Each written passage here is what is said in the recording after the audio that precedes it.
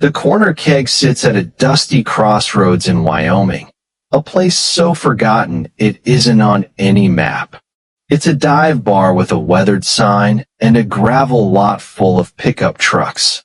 I ended up bartending there for a decade, not because I wanted to, but because the place has a way of holding on to you.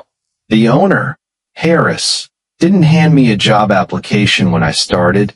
He handed me a list of rules. 5 rules, handwritten, that he said weren't suggestions, but were the key to survival. I laughed. He didn't. Now, a decade later, I carry that folded paper in my wallet. I've seen what happens when you break them. And I'm telling you this so you might understand that if you ever find yourself at the Corner Keg, you'll want to keep them in mind. Rule number 1. No one sits in the corner booth after 10 p.m. on Thursdays. Ever. The booth is just old cracked red vinyl and a table scarred by cigarettes and carved initials. It's normal during the day, but on Thursday nights, it stays empty. The rule was born in tragedy.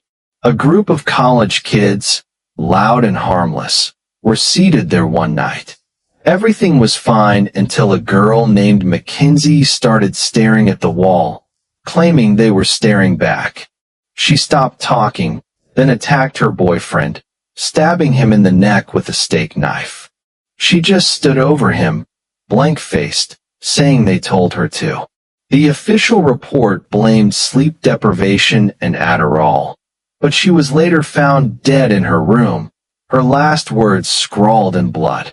It turns out the bar is built on the exact spot where a cruel judge sentenced 7 men to hang, every Thursday at 10 p.m. So now, the booth is a shrine to that dark history, and no one sits there. Rule number 2. If someone orders the Prospector special, check their teeth. If any are gold, refuse service and call Vaughn. When a man finally ordered it, he was tall and gaunt with a disturbingly perfect smile. I remembered the rule and tricked him into taking a drink to see his teeth. There it was, a flash of gold. Just as I started to panic, a stranger named Vaughn walked in, and the tension was immediate. The customer, Miller, was told to leave. It turned out he was after something more valuable than gold, something you could find in the old mines. I never found out what it was. Later, Miller's body was found in a mine shaft, his throat cut, and his gold teeth pulled out. The coroner said he'd been dead for 2 years, but I could have sworn I saw him in the bar just a month before. Rule number 3. Never let Tracy Lorraine run a tab. Cash only, and take her glasses immediately.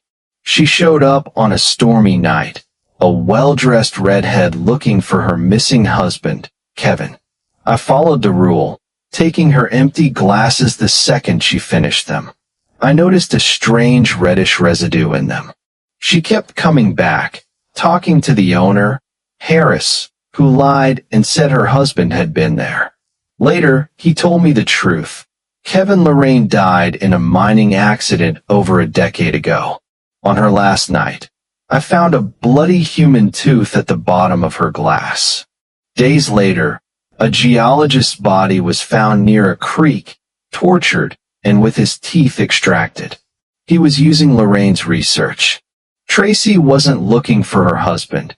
She was following a trail of something else entirely. She never came back, but sometimes she sends others to do the same. Rule number 4. If the old wall phone rings, answer by saying, "All Souls, 5 minutes." If they ask about the lost child, hang up immediately. The phone is a relic, not connected to any line, but it rings. The first few times it was just a voice on the other end, but the scariest time was during a blizzard. A family was stuck at the bar, and their little girl, Emma, started acting strange after I answered the phone. The caller asked about the lost child, and Emma claimed they found me. She became violent, trying to reach the phone. Harris had to press a piece of rock salt into her hand to break the spell. The legend says a child went missing in the 1900s, and a network of special phones was set up to find her. They never found the child, and now, whatever is on the other end is still looking for others, trying to lure them away. The lost child isn't a specific kid anymore. It's any child it can reach. Rule number 5. If a customer's reflection doesn't match their actions, place a salt shaker upside down and wait for the sheriff. It sounds crazy, right? But then a man named Clayton Renner came in.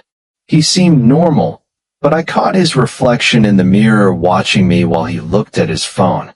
Then, I saw his reflection whisper to other customers and even disappear from the mirror entirely while he still sat there. I put an upside-down salt shaker next to him and called the sheriff. The sheriff confronted him, saying Clayton was a collector who steals identities. The salt forced a separation between Clayton and his reflection, revealing the thing he really was. The sheriff said that if we hadn't stopped him, he would have replaced someone in that bar, maybe all of us. I've seen other collectors since then, always with the same strange mannerisms and mismatched reflections. So there you have it. 5 rules to survive a night at the Corner Keg. I've followed them for 10 years, and I'm not about to stop now. Comment it if you like it or not.